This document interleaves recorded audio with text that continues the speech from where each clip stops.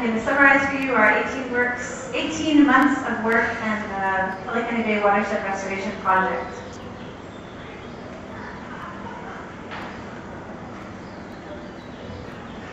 So just an overview, first of all, you all know who the watershed partnerships are, but this was a competitive NOAA grant. There were more than 800 projects that were submitted for funding, and 50 were funded, 2 of which are in Hawaii.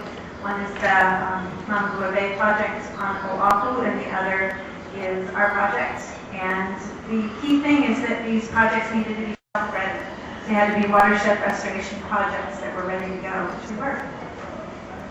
So this is the west coast of the Big Island, that's Kohala Mountain, the area of detail there. And this is a very dark picture, but shows you Kohala Harbor there. All the white is the coral flats, and Pelekane Bay is what's left of what used to be a huge bay that was filled in by the harbor. This is the next one. This is a view of the watershed looking down to that harbor. This is an aerial picture. That's Makai Gulch, the main gulch that drains the watershed. You can tell by the color of the land there that we have a lot of bare land on this watershed. And this is the storm flow in November 2010 was the largest amount of rain we've seen in a very long time. In comparison, there's a farm that has a rain gauge, and for all of 2010 up until this storm, they gotten about 2 inches of rain, and this storm dumped 4 inches in a few hours. So a huge amount of rain all at once. And the result of these kind of rains and this degradation of the watershed is a change in the coastal environment. The picture on the left is from Mauka, which is just a few miles down the coast from Pelekane Bay, and the right is what Pelekane Bay looks like. And we assume that before the construction of the harbor, the Pelekane Bay, there's pictures to show exactly looking like this, but it was a crystal clear water and black rocks and white sand. And this is me standing on about 10 feet of sediment in Pelekane Bay. So what happened with this project is that many, many decades of work had been done to study the bay, and the clear conclusion from every one of those studies, not by me, but by lots of other organizations, especially Mauka Water Conservation District, was that the way to clean up the bay was to address the sediment coming from the watershed. So what happened with the stimulus projects, we had the opportunity to implement all of those recommendations that had been made over many, many years. And so what we needed to do was address the source of the problem.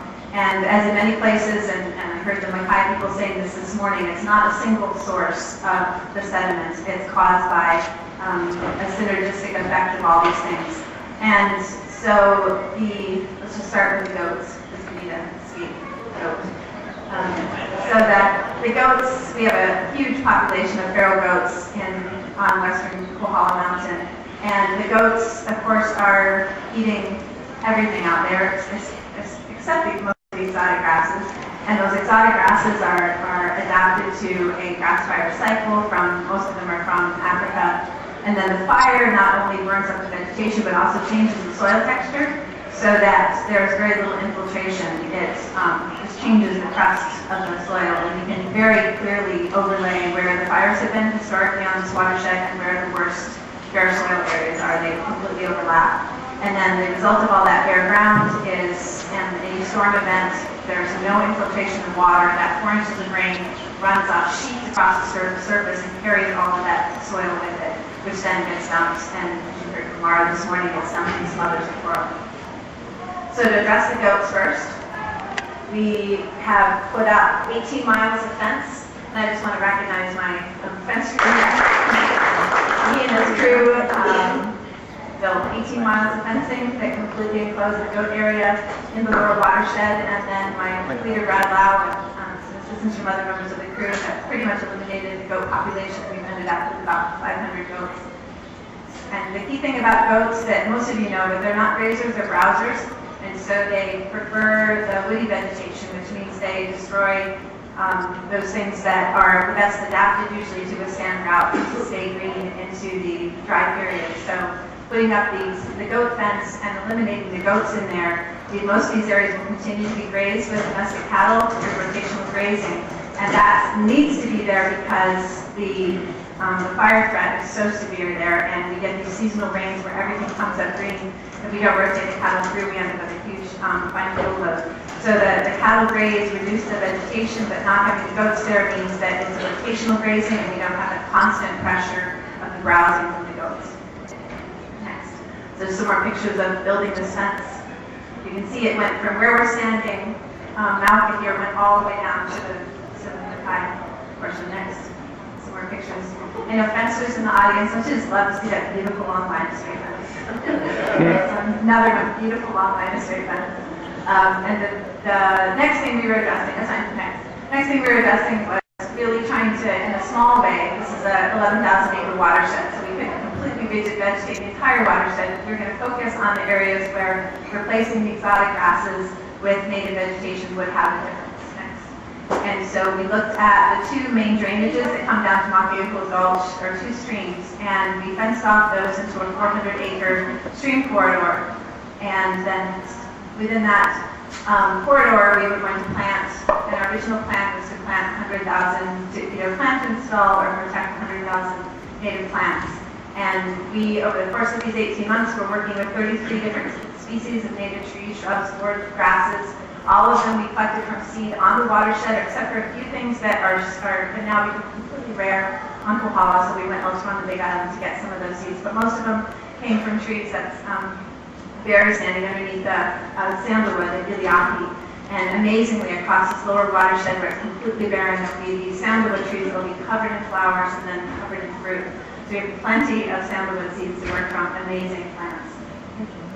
And this is where we've been growing them, which is at the State Tree Nursery in Waimea, and in partnership with the Dobots Atlas. And the challenges to this, as I said, the original plan was to plant 100,000 plants, and that original plan involved starting to plant in the winter when we normally get a few months of some pretty good rain. And so we were going to plant the first 10,000, 20,000 maybe without irrigation. And what happened is that we ended up in the worst drought of the century. And it was an ongoing drought. This was a drought map from early 2010.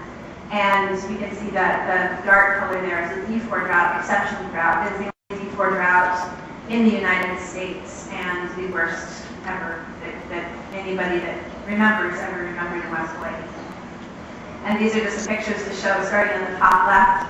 That's what it looked like when I was first walking this project and proposing it to NOAA. By September of that year, they'd gone completely brown. You see, by January 2010, we had lost, just from wind erosion, we lost almost all of our grass cover. By April 2010, we had a planting for Earth Day, and we were literally standing on just acres and acres and acres of bare soil. We lost all of our grass. That was an overflight in September 2010. That you can see that areas that used to be grass had been completely exposed. Fortunately, I'm sorry you can't see it, but it's very, very green. In February 2011, we had some really good rain this winter, so it's greened up again. So what we were able to do is, the area that we had fenced, there were a lot of existing native plants. It was a native shrubland.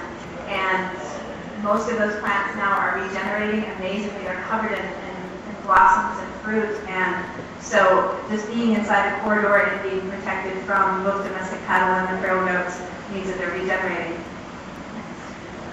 And then we did end up putting in the ground 32,000 plants. They continue to be on irrigation. Every single one of those 32,000 plants has its own little emitter going to it. So the scale of planting changed significantly when we had to move to irrigation because of the drought. And we planted with every plant had a different size pot. We had dibbles and pots. We planted some with augers, others with shovels, others with dibble sticks. And picture of irrigation. I think that says it all. The challenges were ongoing. So the long-term outcomes for this were multiple. Of course, the key thing was to address restoring a forest cover so that we could rehabilitate the ecosystem so that it could mitigate for the erosion that was happening in that area. The last was to address the bare ground. And we did this in the areas in the very lower watershed where literally when you flew over, you just saw bare orange soil. It was like Kohala Watershed in some areas down there. So we did two things. We built sediment check dams, and I'll show you what those look like in a minute. We We built more than 90 of all different sizes. We also treated about 13 acres directly by laying down erosion control fabric. And this is what a sediment looks like, and this is what it looks like where the erosion really happens on this watershed. So if you can imagine these huge gullies, and there's standard size humans there, you can tell the size of this. That's a sediment dam in the foreground, and that's built just as a rock dam, basically. You can see that we built it into the sides of the gully a little bit. It's a rock dam wrapped in ground cloth, which is then wrapped in hog wire and folded in place. Next. And this is what one of those dams looks like after the big storm. You see the plastic there, and it's filled up all the way. And we've gone back to these dams and unloaded the sediment, and have measured a typical dam about a sizable 10 tons of sediment. And all of our dams at the time, we were at something like 40 or 50 dams at that point, and all of them, sorry, we were at 60 dams, and all of them filled up. So the amount of sediment that we held back during that single rainstorm was unbelievable. This is what it looks like when we're trying to deal with those gullies, when we're laying erosion control fabric. And this is, again, an overflight. This doesn't look like cuts in the land, and we've stitched them up. Next one, even more so. This is these are the skids of the helicopter. So those were those heavy gullies, those deep gullies, and these are strips of erosion control fabric that we put across those gullies. Next. This is what it looks like up close, and you can see that each of those rolls of fabric acts like a mini dam. This is again after that storm flow. You can see how much sediment was collected on the edge of that. Next. And this is you have the scale of this when you're driving up Quad High Road now. You can look across and see these stripes across the land, and that's the erosion control cover. And you can see all the grass coming up in them. We seed these with native peely grass that we've been growing, mostly growing ourselves. We started with a supply from Makai, and then we grew our own. We seed them with native shrubs and grasses that are extremely drought tolerant, and they sprout. And of course, we have to keep track of what we're doing out there. And part of that is these real high-tech little bottles that John Pippin came up with. And so we put them in place upstream of the dam and downstream of the dam. And they fill then, and you can tell that the mud on the top there, these are completely buried in sediment after that storm. But the idea is that we'll be able to catch the water flowing, and then when it fills, it will cap itself off so that you get the initial flow that fills it. And you should be able to see that upstream and downstream, that the downstream water is cleaner and clear, and the upstream water has more sediment. And we've also done veg monitoring. We have sites laid out. This is Cody, who's here today. Have laid out monitoring sites inside and outside of our corridor to look at just the vegetation, growth over time, the effect of grazing, etc. And so overall, what we accomplished in this project was 18 miles of fencing, enclosing 6,600 acres of the goat area, 400-acre restoration area that has no ungulates, 50,000 existing native plants, planted more than 30,000 natives, and more than 5 miles, actually that became more than, I think, 8 miles of irrigation by the time we finished. 90 sediment check dams, each holding average 10 tons of sediment, 13 acres of bare soil, growing 30 species of native plant, and all of that data we're going to be putting together into a final report that is available to anybody, and it will review all of our native species, where they came from, the timing on them, how we grew them. It'll have maps of our irrigation, because we learned everything by the seat of our pants on this project, and I'd like to share that so other people don't have to go through what we went through. And of course, last but not least, we ended up employing and training 35 local people, and interns that came and go, and some short-term employees, but some of our folks stayed with us through to the end. And that was a lot of people that got trained on some major restoration work. The shape not it, so I always have some words of enthusiasm and hope. This, looking at the bay itself, this is how we hope the bay can, what the bay can recover to. The idea that hope doesn't come from calculating whether the good news is winning out of the bad. It's simply a choice to take action. And all of us as watershed partnerships do that again and again and again. And last one. We've done the keiki plants in our hand. And I wish Art Darrow was here because this would dive in him. With our eyes see our hands doing the work of our hearts. The circle of creation is deep inside us, and the doors of our souls fly open, and love steps forward to heal everything in sight. A lot of what we were doing was about healing the land. I heard my crew say that over and over again with this project. And we felt it, we were inspired.